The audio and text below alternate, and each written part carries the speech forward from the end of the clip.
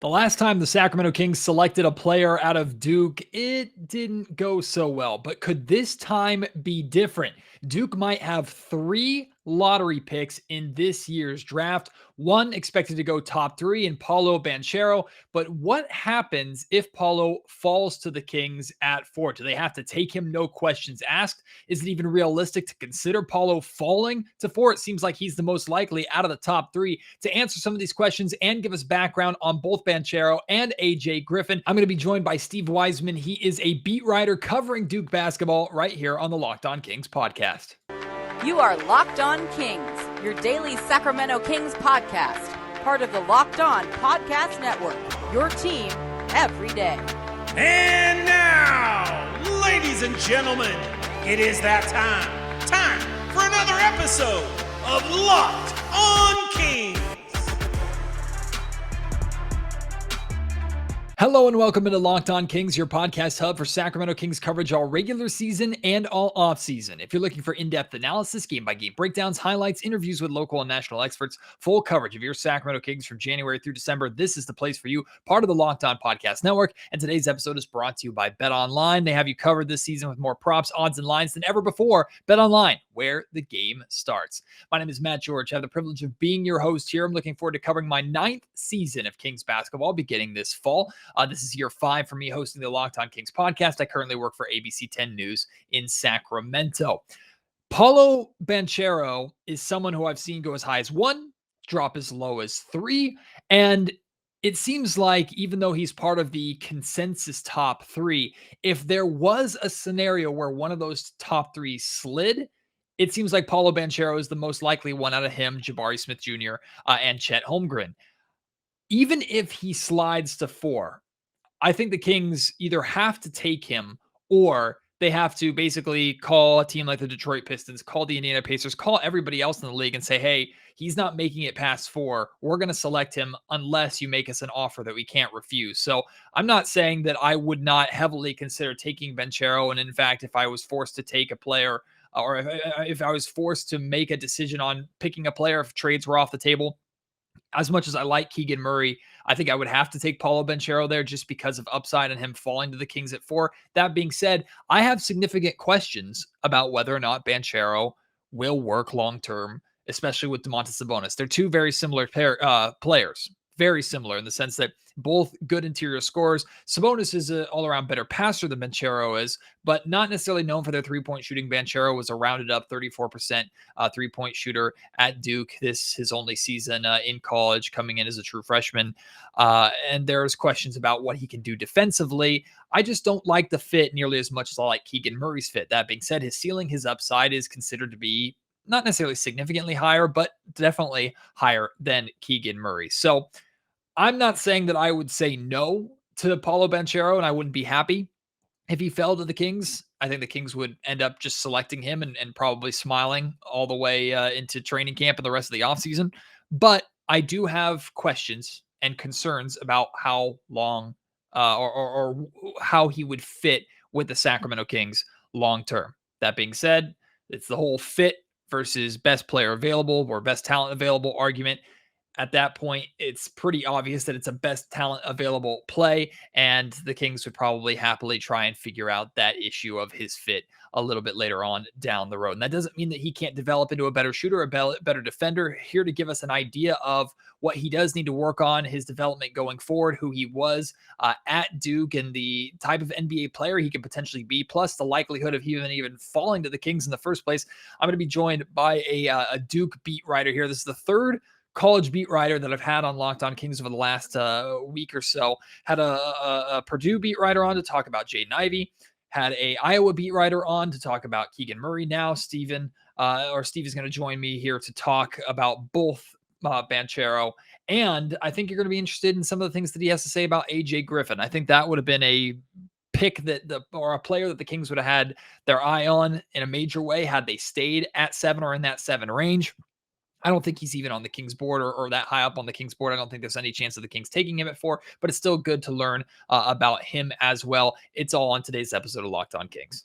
We've talked about Jaden Ivey. We've talked about Keegan Murray. And a lot of that had to do with the fact that Paolo Banchero is one of the most likely consensus top three that maybe won't be available for the Sacramento Kings at 4. However, suddenly there are whispers, there are conversations, there are rumors that if anybody was to slide out of that top three, Paolo Banchero is the most likely candidate. Is that correct? Should that even be considered? And here to give us even more background on Banchero, in addition to AJ Griffin, who we're also going to talk about, who might be out of the Kings' range as of right now, but is a player that theoretically would fit in nicely in Sacramento. I'm joined by Steve Wiseman. He is a Duke beat writer for a collection of McClatchy newspapers, including the Raleigh News and Observer. Steve, welcome into Locked On Kings, my friend. It's an absolute pleasure to have you here. I'm really looking forward to picking your brain about these two guys, especially Paulo. And I know a lot of Kings fans here listening to Locked On Kings have been waiting a long time for this conversation. Yeah, Matt, it's great to be with you. I covered Duke all this last season, saw every game those guys played. So at the college level anyway. Paulo's a heck of a talent, and I'm glad to discuss all he can possibly be for the Kings if it works out for them. So depending upon who you talk to, I've seen Paulo all over this top three. I've seen, absolute lock for Orlando. We did a mock draft not too long ago, and the host of the Locked On Magic podcast took Paulo without hesitation. I've seen Chet go number 1. I've seen Jabari go number 1, and Paulo go as low as 2 or 3. Now suddenly there's the idea of, the Kings in this 4th spot, you could consider it a power position in the sense that after those 3, the Kings kind of dictate where the draft goes from there. But also the Kings might be in a position to where if one of those 3 falls, if Paulo does fall, they're almost forced to take him at that spot. Based off what you've seen of Paulo's game, consensus top 3, I think he absolutely deserves to be in that conversation. The idea of him sliding, though, and more likely to slide compared to those other 2, do you think that's accurate, fair, a little absurd?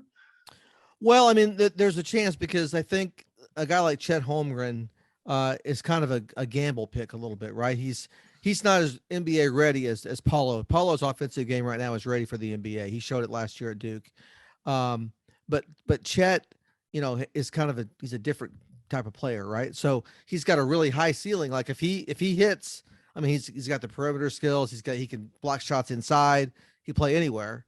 And so he could be, a tremendous, top of the line player, but he could also be a little bit of a bust, right? He's kind of skinny. I mean, thinking like that. So, it could be that Orlando, just says, hey, we want to take a shot at what could be a higher ceiling than maybe Paulo could be. Because Paulo has some setbacks on defense. Maybe he's not as ready defensively as he is offensively for the NBA right now. And again, he's only 18 years old. So there's time to improve that. But if we're going to pick things apart and look for a chance, what these guys might be thinking, a chance he might fall, that's where I think it might be, is that, we may get a higher ceiling with Jabari or with Chet Holmgren, and Paulo we know where he's going to be. So that could lead him to fall to the Kings possibly. And that's funny is that sometimes people, and I've talked a lot about this with Keegan Murray too. A lot of people think when you know someone or what they're going to be, or most likely their ability to translate to the NBA, sometimes that's viewed almost as safe or in a negative connotation, right? Because okay, well, we know what their ceiling is versus this guy's ceiling could be anything. But in a team like Sacramento's position, and the Kings have floundered more than their fair share of drafts, I honestly think having a player like that you pretty much know what they're going to be and can plug them in and expect immediate impact right away, I think that's a benefit. So in Paulo's situation, let's say that this maybe for some dream hypothetical scenario plays out where maybe the Rockets take Jaden Ivey or something, and all of a sudden Paulo is there for the Kings at 4. What do you think about Paulo's ability to be an immediate impact player in Sacramento? Because in reality, the Kings have 2 years to get Domantas Sabonis to re-sign and convince him to re-sign. They have basically a playoff mandate this year. They're looking for players that Paulo doesn't necessarily have to come in and be a day 1 starter, but an immediate winning impact player. Do you think Paulo is that even as a rookie? I think he can be, because I just saw the way he adjusted to college basketball so immediately and so in such a strong fashion this year. Again, particularly on the offensive end, he's not a bad defensive player. I don't want to get that point across there. He's not bad. He's just not. He's better on offense than he is on defense right now, which is always the case with a lot of these players, right? But he's 6'10", 250, so he's got an NBA body, and he can handle the ball. He can get a rebound and go coast to coast, score that way. He's a pretty good passer. It was surprising me how well he passed the ball for somebody of his size and his shooting ability. And a lot of times those guys come out of AAU or they come in as these top recruits, and they're all about getting the ball and scoring themselves, right? But he surprised me how well he was able to pass and kind of playing an offense that way. And then he's got a strong mid-range game, which that's an inefficient shot in today's NBA. And a lot of times they don't want him shooting that, but he does have that kind of range, that 15 to 18 foot jumper. He's able to shoot. If you saw the Gonzaga game they played in Las Vegas back in November, in the first half of that game, he was hitting step back 3-pointers, or transition 3-pointers, NBA shots. Those are NBA shots, and he was drilling them. That's why Duke beat Gonzaga that game back in November. So when he played really well, and he should kind of show that all throughout the season. So I think that's why people can look at that and say that's a marketable skill that'll be there from day one when he gets to the NBA, and he'll help somebody immediately that way. The shooting, I'm glad you brought that up. That is a concern. And I'm going to dive into a little bit more about questions about his fit with Sacramento and the never ending debate between drafting best player available or drafting for fit. But Paulo, you mentioned he had games where he had great 3-point shooting numbers, but overall around a 33, rounded up 34% 3-point shooter. Not terrible, averaged just over 1 attempt per game, or rather 3 attempts per game, made about 1 of them per game. Again, not terrible, but the Kings are looking for someone at the position theoretically that Paulo would play on their roster who is able to space the floor and open up the game for both De'Aaron Fox and Domantas Sabonis, who's now here. How do you see Paulo's development as an NBA shooter going? Do you think he, like, this low to mid 30s is probably where he's going to be for his career? There is room for improvement, and I think that he's capable of doing that. I think, again, he had games where he shot really well from 3 and others that he didn't. And it kind of reminds me, not to get Kings fans' hopes up too much if it works out, but Jason Tatum wasn't a great 3-point shooter at Duke. I covered his whole season when he played here at Duke a few years ago. And I wondered, okay, how's that going to translate to the NBA? Well, I think it's worked out pretty well, right? He's a really good shooter. He's gotten better, and it took him a little bit of time. He wasn't a great shooter as a rookie in the NBA, but as time went on, he grew into it and became a better shooter that way. And I just think Paulo has the frame, and he has the strength and the dexterity and all that to be able to learn the athleticism. I think there's a good chance he'll end up being a much better 3-point shooter than he showed at Duke. Defense is another big question, and the Kings have been atrocious defensively for 16 years, so it's not like they're expecting a rookie to come in and change that, although maybe they put too many expectations on Davion Mitchell last season to try and do that. But Paulo also not necessarily known for his defense, and there's questions about how he and Domantas Sabonis could work together defensively. But a lot of, the cliche is defense doesn't take as much skill. A lot of defense is the desire to want to play defense, the work rate, the hustle, the energy, the intensity. If Paulo was asked to do that at the NBA level, do you think he'd deliver on that? Or is he amongst the crop of, I'd say, more modern NBA players that tends to focus more on the offensive end of his game? Yeah, offense is the main thing for him. There's no doubt about it. And one thing about Duke's team this year is they had Mark Williams back there, 7'2", 7'9" wingspan. Like, he was the rim protector. And so it didn't take a lot of other guys out front. They could take chances on defense, knowing Mark was back there to protect the rim. So maybe that made Paulo not look as strong defensively as he needed to be. I will say on that front, though, he became a better rebounder on the defensive end as the season went on, and that plays into defense here too, right? To be able to complete a defensive possession by getting the rebound. A lot of times when Mark Williams would come out for the block shot, they'd give up offensive rebounds behind him. And they kind of asked Paulo and said, hey, your job is just to kind of backfill there. And so they got better as the year went on because Paulo became a better defensive rebounder and they were able to finish off possession. So I think that'll carry over into the NBA for sure. So that's something good that you can count on there. But again, he's going to have to get better at, on ball defending guys on the perimeter, because he is 6'10", 250. But people are going to, in the NBA, you're going to get spread out and drug out there on the perimeter. You're not going to stand under the basket all day. So that is an area where he needs to work on. How confident would you be if he got minutes at the 5 spot? Because the Sacramento Kings have not shied away from playing small, at least in the past. How well do you think he could handle minutes at that position at the NBA level? He did some of that at Duke. There were times this year where they went with what they called their ball handling lineup, which was Paulo at the 5 when Mark Williams was out. And he did okay there. Not great. I mean, because he's not a true center, but again, at the NBA level, that might be a little tougher for him because you're going to be facing better players than he did even at college. But he has experience doing it. I guess that's what I want to say here. He was asked to do it by the coaching staff, and for short periods of time when they wanted that lineup in there, it seemed to work out okay. So, once again on defense, there's work to be done there, but I think he has the willingness and the aptitude to be able to work into different things like that. Today's episode of the Locked On Kings podcast brought to you by one of our newer sponsors here, but one of my favorite sponsors already. I'm talking about Sakara, a wellness company anchored in food as medicine on a mission to nourish your body through the power of plants. Sakara gives you the tools that you need to transform your life with their organic, ready-to-eat meal delivery program and functional wellness essentials. Their nutritionally designed, chef-crafted breakfasts, lunches, and dinners are made with powerful plant-rich ingredients, helping boost your energy, support your digestion, curb your sugar cravings, and even get your skin glowing. Plus, it's all delivered right to your door, ready to eat. Sakara's functional, plant-rich wellness essentials help you create a body that you love living in and you just feel good in general. From their best-selling Metabolism Super Powder to the Foundation, which is their daily supplement packs, Sakara's products are designed to support your wellness goals anytime, anywhere. Right now, Sakara is offering a great deal for Locked On Kings listeners. You can get 20% off your first order when you go to sakara.com/lockedon20 or enter code LOCKEDON20 at checkout. That's Sakara, SAKARA.com/lockedon20 to get 20% off your first order. I alluded to it earlier, but the fit versus best player available debate, there are people in Sacramento just screaming from the rooftops, always take best player available and figure it out later. And drafting for fit has gotten the Kings in trouble in the past, including drafting Marvin Bagley out of Duke for fit instead of Luka Doncic. Sorry to press that button, Kings fans, every time I get the opportunity to do so.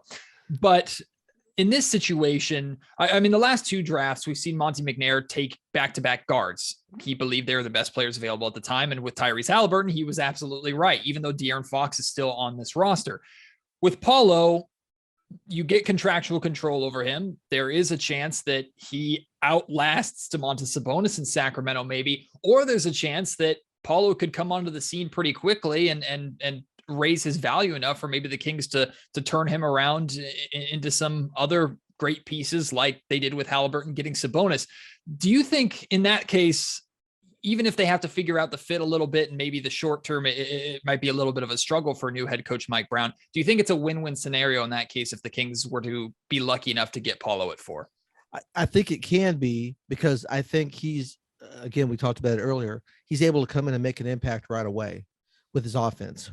And then that there's room for growth there with the 3-point shooting that can be even better, right? Jason Tatum, again, not to make that direct comparison, but again, he's a top 5 NBA player now, I think, and Paulo can grow into that, especially on offense. So yeah, I mean, I think they could bring him in, get him in the rotation, see what he can do, and then decide, hey, he's somebody we want to keep, because again, he's going to make an impact early on in his first couple of years. Whereas some other players we might talk about, you mentioned AJ Griffin. I think he's somebody that is going to have to grow into NBA play.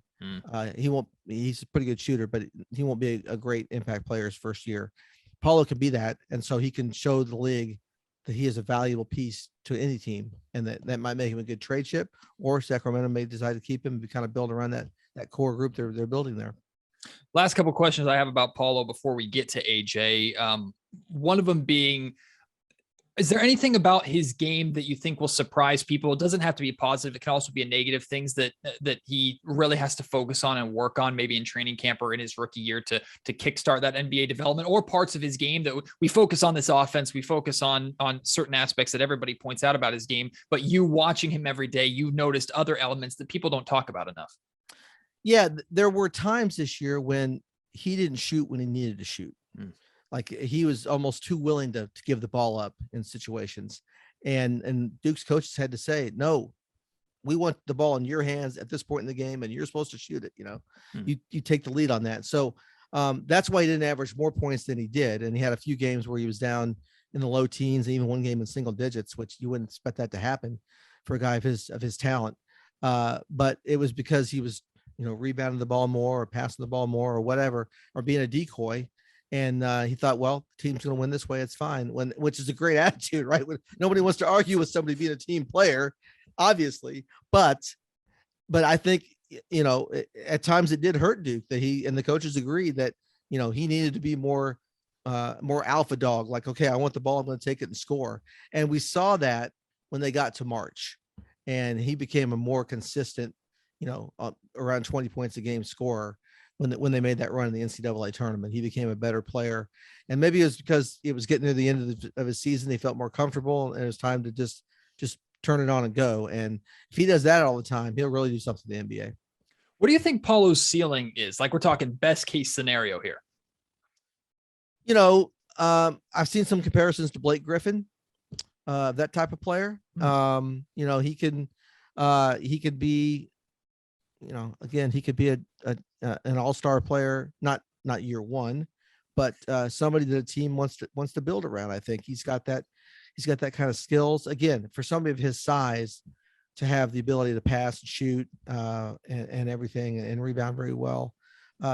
That's what he can be. He can be, a franchise type player, which is what you want when you're making a top 5 pick.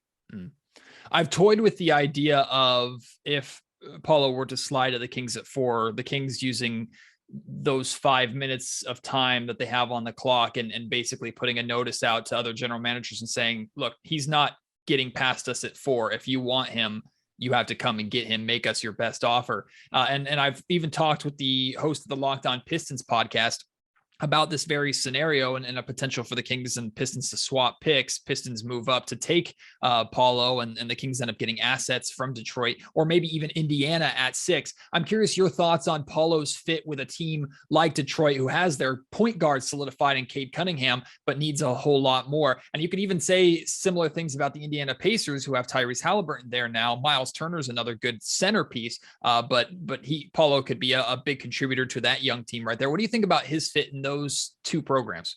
Yeah, no, those would be good things that the Kings to look at if it got to that point. If it looks like they're going to be able to get him, they can flip him for other assets, and he would fit well with both those teams. That'll make for an interesting draft night if we have that happen. If it looks like he's going to fall out of the top 3, that'll set off a lot of things going on, a lot of chain reaction, wouldn't it? But yeah. No, he would fit with those guys because I think he's going to score. Even if he doesn't start, in year 1 as a rookie, he can be an impact player off the bench with his scoring ability. I don't know how much you paid attention to Keegan Murray. He's one of my favorite prospects potentially for the Kings in this draft. He's an excellent fit prospect for the Kings in the draft. I would be okay with the Kings taking him at 4, but for some Kings fans, it's a little too high. What makes Paulo better than Keegan Murray or different from Keegan Murray in a lot of ways from your understanding? I just think his all around ability with the ball. Again, the ability to take the ball and go full court, coast to coast and run the fast break at his size. I mean, I was surprised when I first laid eyes on him when he got to campus and saw him play in exhibitions and things like that at 6'10" and 250, you don't expect somebody to have that kind of agility and that kind of athleticism. And so I think that sets him apart in what you're looking for. Today's episode of Locked On Kings also brought to you by our friends at Bet Online. They continue to be the #1 source for all your betting needs and sports information. You can find all the latest odds, news, and sports developments, including this year's basketball playoffs happening right now, Major League Baseball scores, fights, even next season's NFL futures available right now on Bet Online. They're your continued source for all your sports wagering information, from live betting to playoffs, esports, and more. And you can even have fun with your Kings knowledge, making some money this offseason with who the Kings are going to draft and when the NBA futures come out, you can decide to go big and try and cash in on the Kings as NBA champions and really make some money if you hit on that. Or you can have fun with their over-under win total bets around the time that the schedules are released. Whatever you play, head to the website today, use your mobile device, learn more about the trends and the action at BetOnline, where the game starts.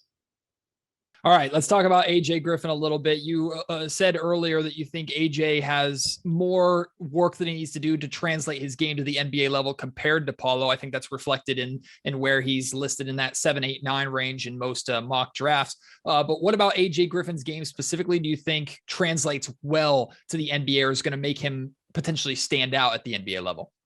Well, unlike Paulo, AJ is an NBA 3-point shooter right now. He was the best shooter on Duke's team this year, and it wasn't even close. He can come in and do that. And, you talk about guys that are 3 and D players, right? Well, he's got the 3 part down. Now the D needs some work. So it's a small D, not a big D right now, but that's mostly because he's had injury history here. He had knee injuries and an ankle injury his junior and senior years of high school. So he hardly played. He played like 12 games the last 2 years of high school. This year coming into Duke, he sprained his knee in October in practice. So that kind of set him back a little bit. He was ready for the start of the season, but he wasn't really able to play much. That's why he didn't move into the starting lineup until, January, mid-January. And then they couldn't get him out of the lineup because he was, he's such a good shooter. So that's where it's just the playing time. Think about the last 3 years. He's been, setbacks a little bit there. So he just needs to grow. He's only 18. So again, he's going to take some time, but he can come in right now and shoot 3-pointers with anybody. Well, not with anybody, not Steph Curry, but you know what I'm talking about. He's ready to shoot and ready to score at that level. And 6'7", 220. He's got an NBA body. His dad's an NBA assistant coach, so he knows the game really well. And but that's what I think. That's why he's kind of where he is. He's got a little bit of work to do as far as his physicality. The Kings are starving for shooting right now. They're also starving for wings, and that's nothing new. They've been light at that position for a while. Harrison Barnes holding it down right now, but he's in the last year of his contract. So I could see why AJ would be appealing potentially for Sacramento. Not as high as 4, I don't think. What is the highest that you think AJ theoretically could go? Yeah, I'm thinking 7 might be as high as it goes because of those detractors, that he's got in there. But again, that shooting will play, and it could keep him in the league for a long time. But you don't want to spend a top 5 pick on somebody with this question marks like that. So I'm thinking late part of the top 10 probably where he go. But I don't see him falling out of the lottery because of that scoring ability. The shooting guard position is more common, that 2 spot where you'd see guys that just shoot the ball lights out and don't really focus too much defensively. As soon as you step up to the height that he's at, that 6'6" wing position, suddenly you need to have a little bit of defense to your game with the size that you're going to be facing and speed you're going to be facing on the other end of the floor at the NBA level. You mentioned it was like a 3 and lowercase D right now for AJ. What does he need to do to get it to a capital D, and how long do you expect that process to take? I think it's just like he would get lost sometimes on defense in Duke's. They did a lot of switching in every position, and sometimes he'd get lost on a switch and this guy would score that way or whatever. So I think it's not, obviously he needed to get in better shape because he was hurt and all that, but just the more he plays, the more he'll get used to the moving and stuff like that. I think it was easier for him to just turn it on offense and use his natural skills. But the lack of playing time on defense, I think, kind of set him back. So he's got some work to do there. But he's got the aptitude again because his family's very basketball centric. So I don't think it'll take forever for that to happen. But it's just not there right now. Last thing I have for you, focusing on AJ's future, where he could possibly go, is ceiling like solid NBA starter? Does it get any further than that? Like NBA 3-point champion on All-Star weekend? Is that what we're talking about ceiling for AJ, or do you think he could surprise some people? Yeah, 3-point shooting champion's a possibility as time goes on. Yeah, definitely. He'll be in running for that from day one. I think he's more of a he's not going to be a star player. I don't see him being like an all-star player. Okay. But I see him being a contributor, a heavy contributor, maybe a 6th man off the bench, that type of thing, bringing some scoring that way. We've talked about Jason Tatum a lot. I don't see him being that type of player that comes out of Duke, but he can have a really good career a long time. JJ Redick, came out of Duke and was the all-time leading scorer in program history. And he was never like a great player, right? But he was a solid NBA player for a long time. And I think AJ's got that potential. I lied. I have one more thing for you. What's his overall like shot IQ and his movement off the ball? How would you rate that as a skill set of his? Yeah. Now the shot off the ball a little bit is again in that place where he needs work because of lack of playing time over the last few years. I think, when he gets the ball, he can hit it, but again, he's somebody that we mentioned like Paulo earlier. AJ would disappear for times in games. If you look at his scoring list for every game, he wasn't a consistent double-figure scorer. Even once he moved in the starting lineup, he'd have a few games where he wouldn't shoot as well, or he wouldn't get as many shots. So again, it's kind of about finding his place, and that'll just come with time and experience. Well, Steve, Duke's no stranger to having multiple players in the draft lottery. He might even have 3 this year, depending upon how high Mark Williams goes. But I really appreciate you coming on Locked On Kings, shedding some light on these 2 guys. Maybe Paulo will slide to the Kings, and we'll see what they decide to do at that position. Before I let you go, too, you also host a podcast. If you wouldn't mind sharing a little bit about that. Yeah, at the newsobserver.com website, McClatchy, we have a podcast called ACC Now. It's the ACC Now podcast. I'm a host along with the other beat writers on our staff. We have CL Brown that covers Carolina. We have Jonas Pope who covers NC State.